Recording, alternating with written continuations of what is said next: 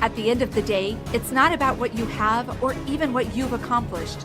It's about what you've done with those accomplishments. It's about who you've lifted up, who you've made better. It's about what you've given back. Denzel Washington. Welcome to Inspire Vision. Our sole purpose is to elevate the lives of others and to inspire you to do the same. Serena, welcome to the show. Thank you so much, Dr. Doug, for having me here. Hey, I'm really excited. Now, where are you living? I live in Melbourne in Australia. Okay, wow. That's why our time difference isn't so bad. That's right. I'm in Thailand, so it works pretty well. So let me ask you a question, and I always ask this of people that I interview. You have an interesting background. You were an attorney, and all of a sudden here you are doing what you're doing. You have this wonderful podcast, and you've written a book, and you're doing all of these things. What what was your journey? What was your personal journey that brought you to this point where you are helping women and doing the things that you're doing? I think the first part of my journey will be something a lot of fellow Asians will be very familiar with, and that is the journey of pleasing your parents, meeting parental expectations, achieving those top academic grades, making your family proud, going to university, and choosing a course that they can brag about to their friends. So not just any course, it has usually got to be either law or medicine or engineering or accounting, one of the professions. So since I had no head for sciences and maths, I thought, well, let me try for law. So I did get it. I practiced for 11 years and learned a lot. It's given me a lot of skills that I still use today, and I'm very grateful for that part of the journey. But I think the point at which it started to unravel and Plan B started to reveal itself was in my 11th year. And that was when someone asked this question at work. Have you thought about what is going to happen if you continue on this path? And at that point, I hadn't thought about my path as such. I assumed I was going to be like everyone else around me, just keep working, keep doing the same thing till I reach retirement age, at which time I can rest. I can then think about what to do next. But at that moment when that question was asked, I had this picture of myself at 30 years down the road, looking back, looking at what I've accomplished. Oh, so I've got here, I've reached this point. But what if I could have done something else? What if there had been something else I hadn't tried because I didn't dare to try, because I hadn't thought of going outside my comfort zone? And so I think that question kept coming back to haunt me for a reason. And that was the beginning of that unraveling and then looking for the plan B, which didn't exist at the time. And so to answer your question, I would say it was not a linear path to get to what I do now. It was more of a meandering and many scenic detours and many mistakes and many experiments along the way to find out what it is I am meant to be doing with my talents and my energy and my time, besides the thing that I had trained for. So it was a whole journey of discovery and relearning, unlearning, and basically reinventing myself. And where did you come up with this whole focus on introverts and writing your book and so forth? The book came first, and the book came out of a reflection on the adversity, the challenges I had overcome. And I thought, it would be useful to put that in writing because I've always loved writing and I love the thought of creating something from nothing and being able to share that with other people. But this project took on a life of its own because I put it out on social media that I was going to be writing about this topic.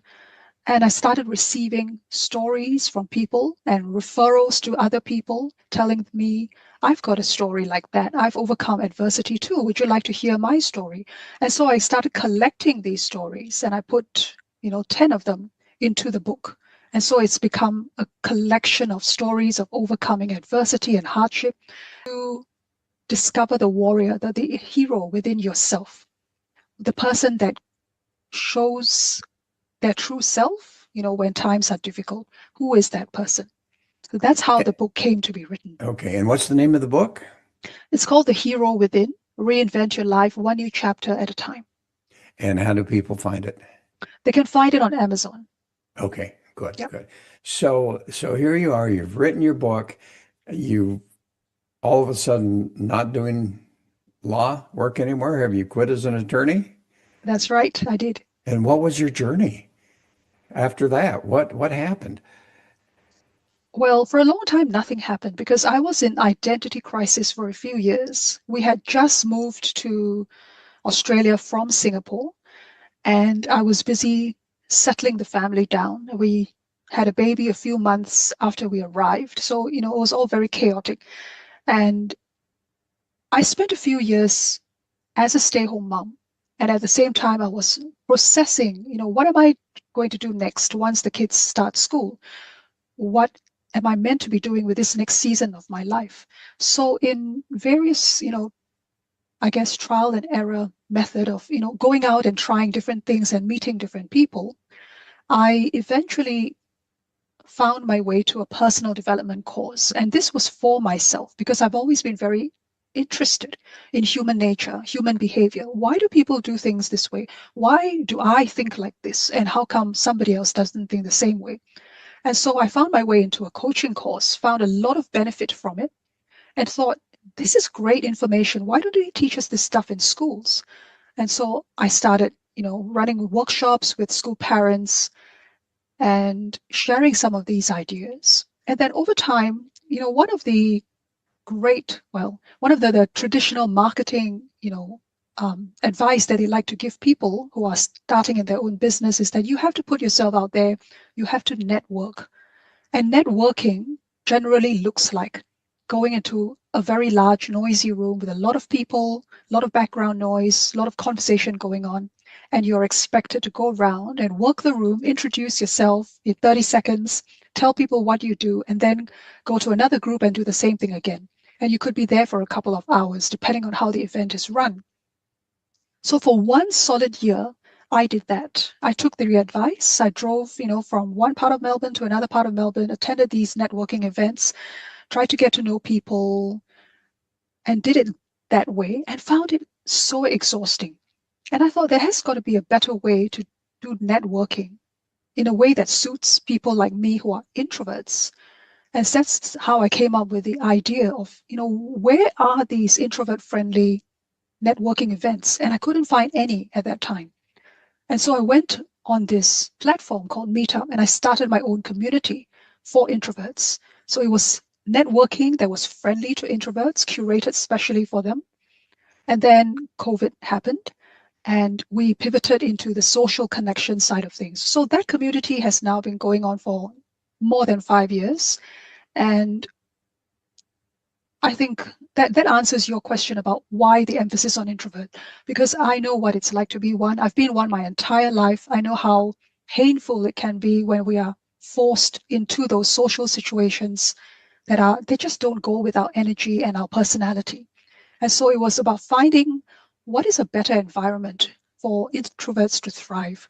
What are the situations where introvert is more likely to speak up, and then looking for that kind of a solution. Interesting. I know that I've done the same thing as far as all of these different social groups and so forth. And what I find is I'm very much an introvert too.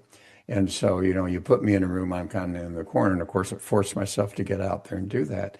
But it was fascinating for me to find that if I could find someone to talk to on something that I was interested in, all of a sudden I could talk and I was no longer an introvert. So when we talk about introverts, and I know there's been some interesting studies, what's your thoughts on the percentage of individuals that are introverts? I've heard different percentages being quoted, but I think the generally accepted one is that up to about 40% of the population could be introverts. And when we say introvert, I also want to clarify, because there are also different definitions of what that means. So on the introversion extroversion spectrum, the introvert tends to be the one that feels their energy gets depleted when they're around people. So it's not that they don't like people, it's not that they're antisocial, it just takes a lot out of them to have that conversation, to maintain the momentum, to think of what to say next, and so on. And like you just mentioned, if it's a topic that you love, you care about, you know something about, you could hold court, you could talk about it all day long. And people might look at you and think that that's not an introvert, right? But if you are talking with people you don't really know about something you don't really care about, it makes you want to go into yourself. And if it makes you feel like you are depleting a lot of energy just keeping up with the social side of things. So I think for the introvert, it's more of an energy management issue. It's how the energy gets recharged and how it gets used up. Well, and as I've studied it, and the study that I saw was that about 40 to 50% end up introvertish. But interestingly, women tend to be 55%, whereas men about 45%. And is there a reason why you focus just on women? Well, being one myself, it helps me identify, I guess, and more readily notice the things that bother introverted women. So there's already that, that common experience there. It's easy to talk about things. And I guess with women also, we're trained to be nurturing, we're trained to listen, we're trained to sort of be in the background. And so it becomes very natural for a woman to assume that background role, be on the sidelines, be the observer, be the helper or the supporter, the number two, right? We're comfortable when a woman is in that role. But when a woman is aspiring to be number one, then some other challenges might come up. So I think it's to do with our conditioning, our culture, and our society's expectations of gender roles. Well, and as you said, it's interesting. We're talking about introverts, and sometimes it's like, okay, that's kind of a negative thing or a difficult thing. And yet you hit on some key aspects right there. Introverts tend to be more empathetic, they tend to be more kind. So, what are the positive aspects of being an introvert? Oh, there's so many, Dr. Doug. Active listening is one of them. And it's one of the most underrated superpowers because it actually takes a lot of presence to listen actively to someone and not try to interrupt, not try to jump to conclusions, not try to, prepare what am I going to say next when they finish talking. Because when you're like that, when you have that kind of a bracing sort of energy of, let me get my word in, it affects the harmony and the flow of the conversation. So for someone to be able to actually sit back and say, I'm not going to do anything, I'm just here to listen and to support whatever is being said, that is actually a strength. And it's a strength that could, I wish more people had. I wish more people listened instead of jumping to conclusions or trying to talk over other people. And that is one of the challenges introverts face in discussions, in meetings, anytime it's a group of different voices that are expressing views. Sometimes it's the introvert's voice that gets crowded out. But at the same time, it's also the introvert's voice that makes the most impact when they finally have a chance to speak. I think we've all been in that meeting where the quietest person suddenly spoke up and everybody else stopped and paid attention. And there's almost that sense of jaws dropping because whatever they said, they spent a lot of time thinking and filtering and processing and weighing and considering everybody else's opinions before they then decided to drop that nugget of wisdom into the silence. And that is so powerful. So active listening, along with the empathy that you mentioned, is definitely one of the superpowers. Well, and I find that interesting. And so the question in my mind then becomes, all right, so here's an introvert that is powerful with empathy, with thinking, with all of that type of thing. Yeah, a little bit shy about speaking out, but at the same time, very strong-willed and able to, well, not strong-willed, but able to do that. Um, and yet, all of a sudden, they don't really acknowledge that necessarily. I don't know what you have found, but do they really acknowledge that, particularly with clients you work with? And do you mainly work with women who want to then become powerful attorneys, become powerful CEOs? Or do you work with women who literally, as you said, you're a mother, you've gotten that whole part of your life that you've been able to focus on, and yet is there something else, as you said, once they go to school, now what are you going to do? How do you help these women and men to some degree, but where you're focusing on the women, how do you help them to love what they do more? Then how do you help them to keep that balance? Because as you know, and as I've seen this, and as I've talked to many people about this on the podcast, there's that movement that literally takes women away from that empathetic kindness and so forth until they're CEOs and they're strong-willed and on and on and on. So how do you balance that out? I don't know that we ever achieve that balance, Dr. Doug. I think that balance is actually a mythical balance, and it's different for each person. Some people, some women are quite happy being that more dominant, CEO energy kind of person. And that's fine. And some people are just naturally nurturing and happy to be number two, and that's fine too. I think the important thing is the self-awareness. What is it that that particular person wants in their life, whether it's personally or professionally? And they need to then acknowledge, be honest about this is what I want. And it's okay if other people think differently, or it's okay if other people have expectations of me that are different. I then need to develop those boundaries, and I need to develop the courage to walk my own path, and I need to develop that conviction so that I'm not going to be blown about, by other people's opinions. I know what it is I need to do in this particular situation, and I'm doing it for these reasons. Well, and as you talk about introversion, and I'm certified in behavioral management, so I've really looked at this carefully. What I have found, and it'll be interesting to see if you have experienced the same thing or if you disagree, which is fine. What I have found is there are certain tendencies towards introvertish individuals with personalities that are more introvertish and particularly right brain that tend to get into these codependent relationships. And it's very difficult for them to get out. Have you found that as you work with the women that you work with, that that's one of the struggles that they experience is a codependency and not being able to set boundaries in their life because they just really want to please and are not willing to step up and say their truths?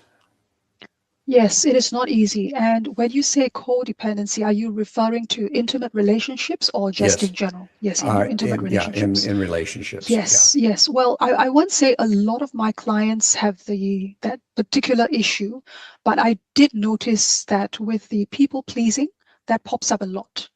And I think that has a lot to do with childhood conditioning, cultural conditioning, and also just in general that women and girls are taught from a very young age to please and to placate and to avoid conflict.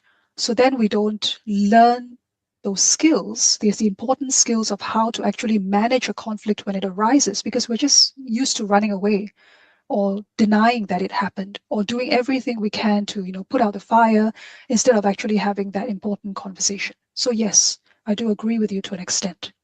Oh, interesting. And I'm not familiar with your specific culture, okay? But I know in general, the Asian culture is very focused on family, on supporting that way. I observe it here in Thailand deeply, um, which is different from the U.S. in to a large degree. But how do you help women who really have that sense of wanting to serve, wanting to take care? I mean, obviously, you're helping your children, you're helping your husband, you're there as a mom, you're there as a housekeeper, and so on and so forth, unless you get someone to come help on that. But but bottom line, you hit it on the head because all of a sudden your kids are going to school. And that whole focus, which is so important in so many cultures, suddenly is no longer as strong. And then all of a sudden, now you have to figure out what are you going to do with your life? How do you help the women that are going through that? One of the things that we do that is very important for, I think, anybody to look at from time to time is the idea of values. What are your guiding values in this season of your life? And I like to remind my clients that your values can change over time. They are fluid. They're not stuck. They're not set in stone. So how you are in your 20s could be very different from how you are in your 40s and 50s. Your priorities change, your health situation changes, your family life might change. All those things are going to affect what you decide is most important to you.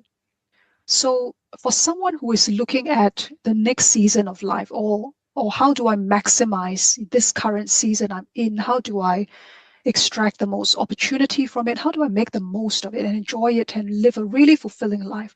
It still goes back to values. So when you do the values exercise with a client, that's when they look, they realize, they can see it in front of themselves. Oh, so these are my top 3 or top 5 or top 10 values. These are the things that are just identified as being most important to me. So then now, how do I make choices that are aligned with those values? And that is really important, because if you do the opposite, if you say my value is freedom, but then you go do the opposite and tie yourself down by some various commitments or schemes, you're going to experience that internal conflict, right? And we are meant to function as a harmonious whole. So you can't have your mind in conflict with your body and your spirit. It all has to function, and flow together. So that's where the problem comes in. When you think you want one thing, but that your actions show something else, or you are trying too hard to please other people and conform to other people's expectations, but in your heart, you really want to go and do something that's nobody has ever done before. Nobody in your family has tried. They all frown upon it. They think that is so irresponsible, or that's so childish, or that's not realistic. And then you have to decide, am I going to take on those beliefs, those expectations, those ideas of what's right and wrong for me? Or am I, now that I'm over 40, am I going to finally be honest and say, but this is what I've always wanted to do, and I'm going to give it a try, and I'm going to see what happens. And maybe I will like it, and maybe I won't. And maybe I'll decide, oh, okay, I tried it. I didn't really like it. It wasn't the thing for me. Let me go try something else now.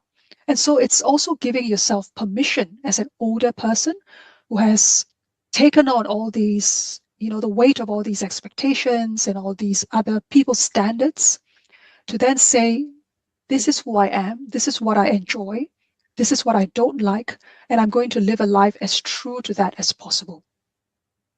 Well, and you talk about getting into your 40s and 50s and all of a sudden realizing, how do you help younger people? What would you say to younger people? Because we've all experienced this.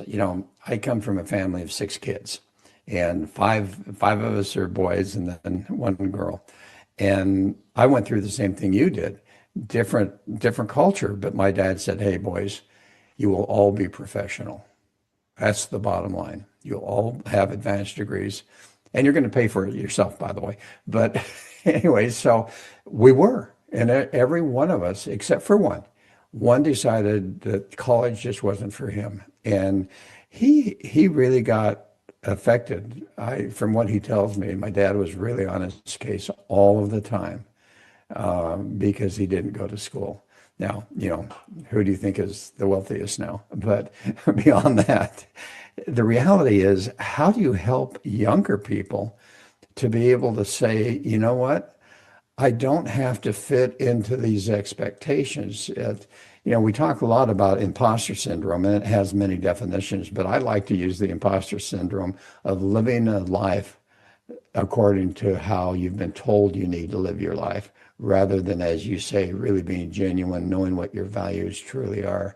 How do you help the younger people to get started a little bit earlier than waiting until they're 40 or 50 to realize that, all right, I've been living someone else's life. Now it's time for my own?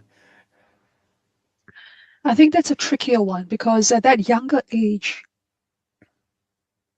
there's the issue of the prefrontal cortex not being fully developed yet, and the lack of life experience to back up, so that they don't have very much to draw on just yet. And so they're still very vulnerable to and very impressionable to whatever is being told to them and whatever seeds have been planted earlier.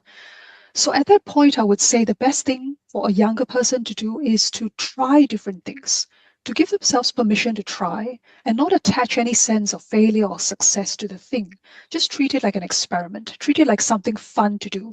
Let me go, be an intern for 2 months at this particular company so that I can learn something about this profession. Or let me go reach out on LinkedIn and connect with 5 people I admire, whose work I've been following, whose things I've been reading about, and find out more about them, have a coffee conversation with them, talk to them and ask some questions. And people usually are very open and generous when they realize that you are genuinely curious and you are interested and you want to improve yourself.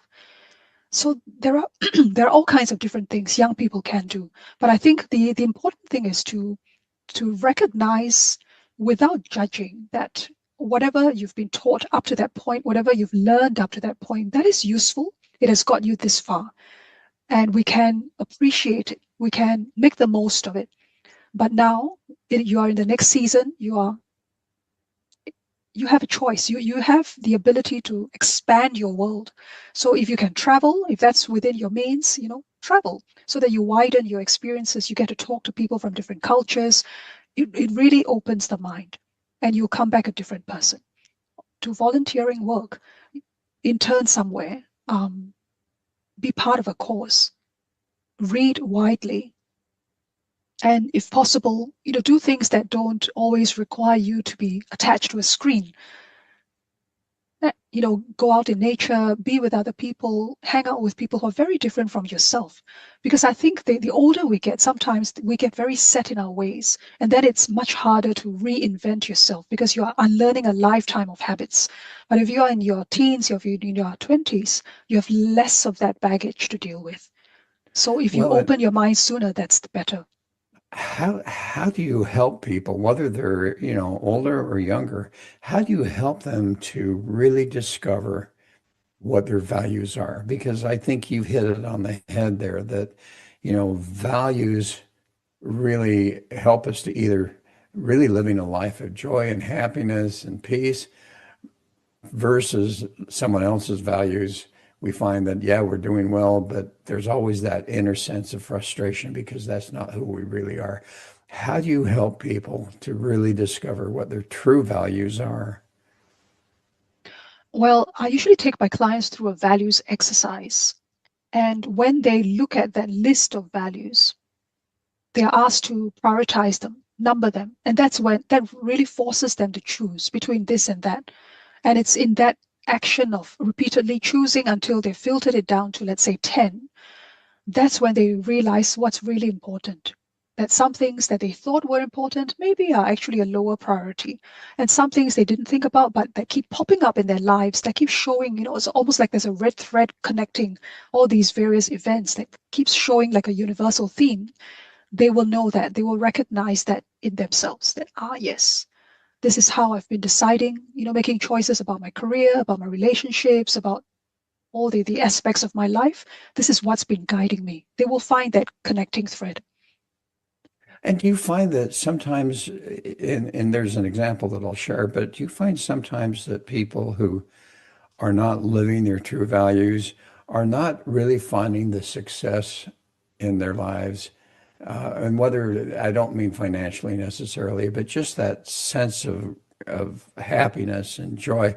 When I was getting certified in the behavioral management, one of the stories that they told in one of the studies, they talked about how two individuals had been hired to be salespeople, and they both came across in their interviews just incredibly well. And then over the course of a year or two, one was just being so successful, and the other one was really struggling, and they couldn't figure it out. And finally, they brought, someone in to really look at that. And as they got into the values, they found that the fellow that was very, very successful really had a value of economics.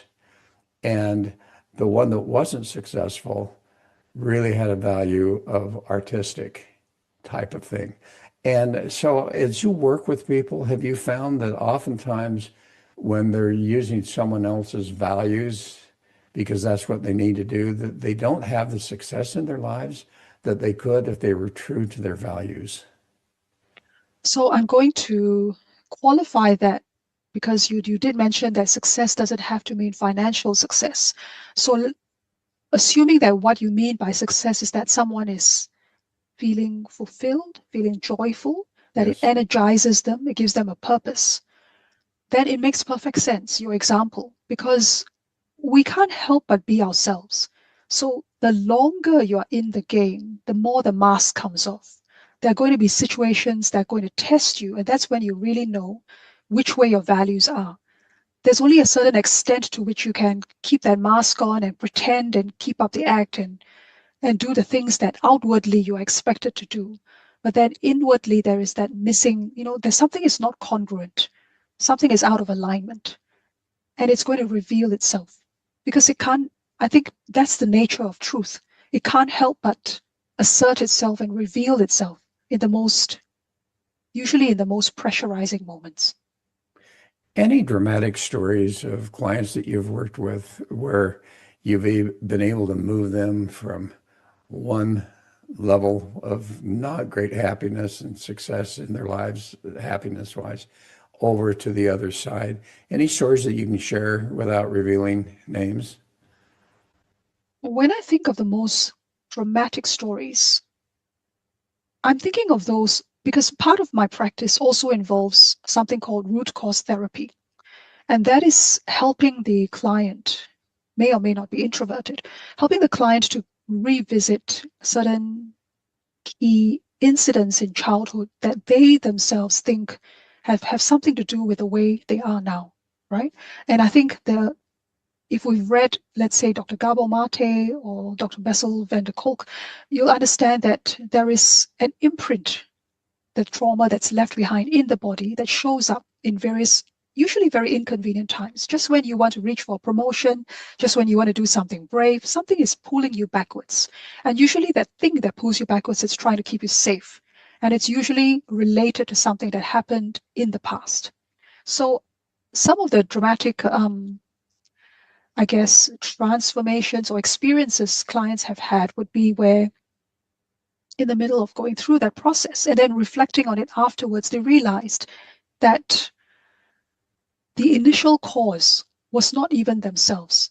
It was something from beyond their timeline, as in it was an ancestor who had experienced a certain trauma, and that trauma was passed down through generations, and it's affected my client as well. So, maybe 2 or 3 generations later, they are haunted by something. They don't know exactly what it is, but because, through that process, they are able to identify, oh, it was my great grandmother or something who has been through that thing. And that thing is so powerful, has left such a strong imprint that in the present generation, this person is not, is suffering from imposter syndrome, has a business, has an idea, a vision, wants to change the world, wants to help lots of people, but just can't bring themselves to start doing the work, to be visible, to let people know, to say, this is what I do, this is how I help, come work with me. So they stop themselves even before they can take those steps towards establishing the business because something is still holding them back. Something's haunting them or making them feel really unsafe to get started. So it's And also in healing all yeah.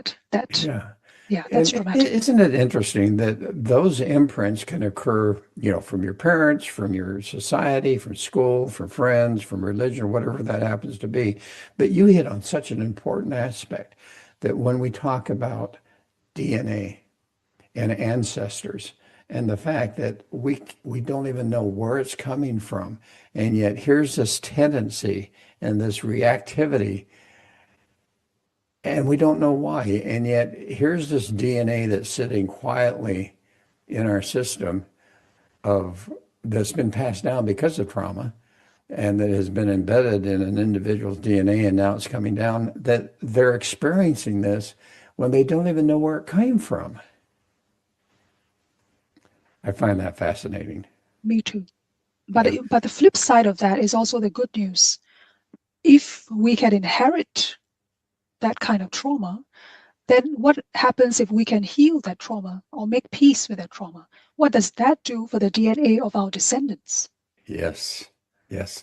And I think that's the key. And I appreciate what you're saying there. I've focused on this a number of times that we can literally change the lives of our descendants by getting rid of those imprints that have affected us. I saw that with my dad. Growing up, he came from a situation where his dad was fairly abusive, I think, and at least a strong will would hit him with a belt and so forth. And my dad swore that he would never spank his children. And I can tell you, I'm sure there were many times that he was tempted, but we were never. We were never. And that has been passed on now through our generations, our children. We don't spank our kids. We don't do any of the major physical abuse. Yeah, maybe once in a while, you got to correct them.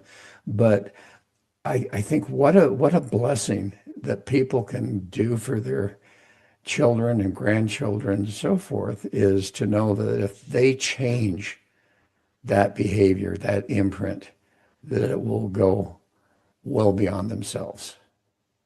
Indeed. That is such a beautiful example. Thank you for sharing that, Dr. Doug. Yeah. And you talk about four different types of introverts. I'd love for you to share with the audience a little bit about that.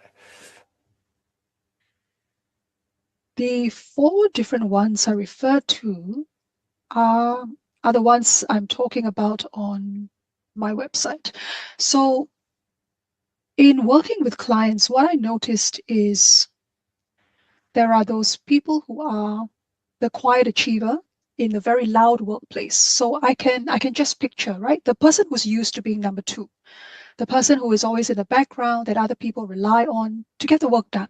And we recognize they are very good at what they do. But when it comes to promotion time, we don't necessarily think of that person because they're just not visible enough, right? They don't talk much. They prefer to let their work talk for them. And we know how that works out. We know that it's not always about the person with the best work who gets noticed. It's the person who speaks the loudest. So Yeah. that's where the quiet achiever gets overlooked. Okay. And that's a frustration.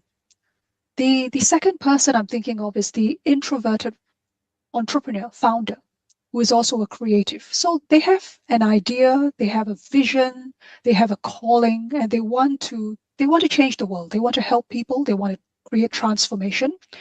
They come from a very good place, very purpose-driven in that sense. But at the same time, the introverted side of them is an internal conflict. So there is what I call the visibility dilemma. They know in their heads they need to put themselves out there more. They need to do the networking, they need to be on social media, they need to be on the podcast, but they love their privacy because privacy means safety. Not being known to the public means I can stay safe. I can stay small. Nobody knows me. Nobody's coming to bother me. I don't have to make unnecessary conversation. So those things are in conflict because if you stay, you'll be the best kept secret, even if you're the most competent. And that is their problem. Okay. And then we have the professional migrant woman. And I was just talking to one this morning. So they've taken themselves into a new environment, new country. They're starting over. And they may or may not be able to continue their professional career as they did in their home country because of licensing and certifications and having to take exams and all that. And there is also the financial issue. So there's a lot of uncertainty. So new environment, possibly new language, new social norms, finding community, don't have a support network, starting from zero. What is that experience like? How do you deal with all that uncertainty all at once? How do you find your footing and then, bring some structure, some stability into your life so that you can properly start over again? So that's that person. And then, of course, there is, and this is from lived experience, the Asian good girl, the people pleaser. We talked about this before. If you've been conditioned and wired and rewarded for being quiet and compliant and good and following all the rules, there's a very high chance that you go into adulthood with the same mentality, thinking that if I stay quiet and I don't make any trouble, I don't rock any boats, all will be well. But that's not how real life works. So when the boat is actually being rocked, you don't know how to deal with it.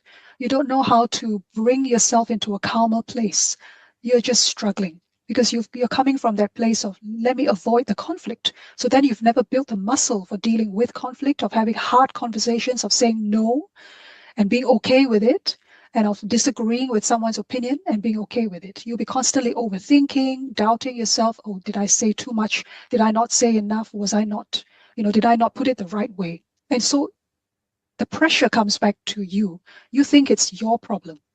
It becomes a performance problem. Actually, it is not. It's simply that you haven't learned who you are, where your boundaries are, and you haven't learned to assert them and to be your own person.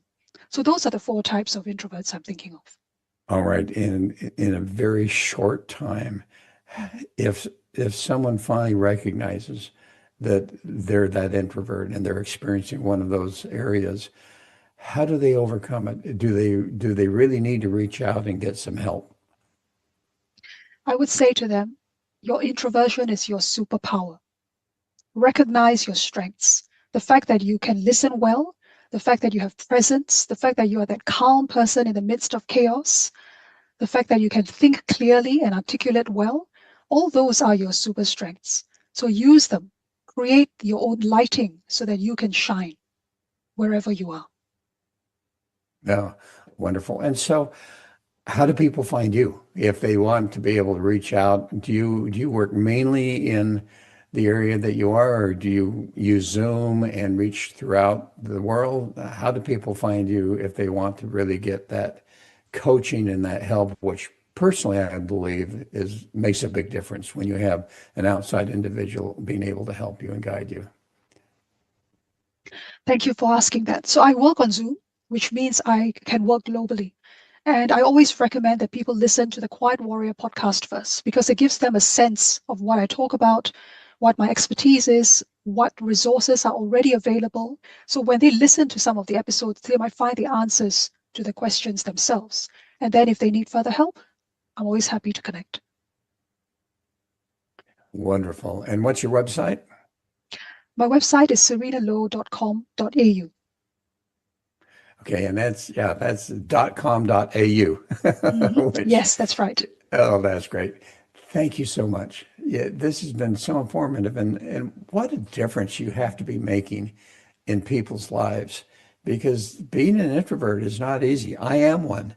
I have a combination of introvert, extrovert, but I have found that that was really difficult for a long time until I figured out how to work around that. And obviously here you are an introvert, but you've got your podcast. Here I am an introvert, but I've got my podcast. And it's interesting that when we find that value, all of a sudden that changes. And You're so so right.